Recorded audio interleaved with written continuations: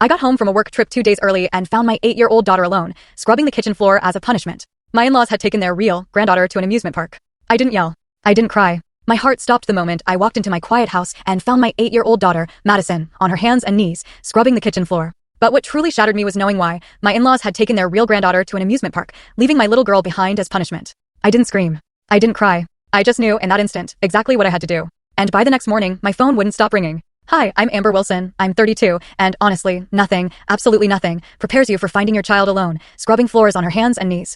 My marketing career often takes me away, but coming home early that day, it changed everything. Madison, my sweet 8-year-old, was trembling when I walked in. My in-laws, Scott's parents, had never fully accepted her, not since I married Scott. They'd taken Lily, their biological granddaughter, to Adventure World instead. What happened next would redefine our family forever, and I want to share how I protected my daughter when it felt like no one else would. You know, I've always been career-driven, working my way up in digital marketing while juggling motherhood. But make no mistake, Madison has always been my priority. She's my heart walking outside my body. Some days, the balance feels impossible, but we make it work. I met Scott Henderson 6 years ago at a friend's barbecue. Madison was just 2 then, this curly-haired toddler who stole everyone's hearts, including Scott's. From day one, he'd get on the floor to play with her, read her stories with all the silly voices, and never once treated her differently because she wasn't biologically his. See, Madison came into my life through tragedy. My cousin Stephanie had been my best friend since childhood, and when she and her husband died in a horrific car accident, their daughter Madison had no one else. I was 24, single, and terrified, but I knew I had to step up.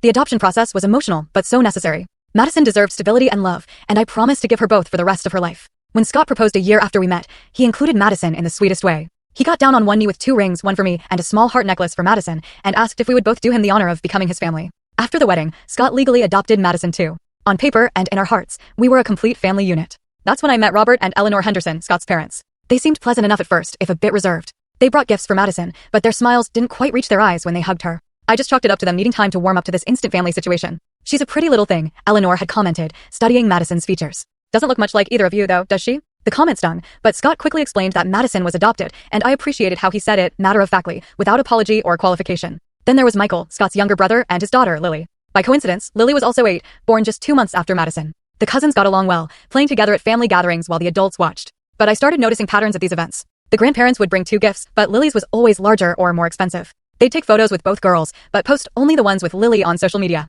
When Madison would speak, Eleanor sometimes seemed to not hear her, yet she'd hang on Lily's every word. Scott noticed it too. After a particularly obvious Christmas, where Lily received a tablet while Madison got coloring books, he confronted his parents privately. Full story on channel, link below. Watch what happened next.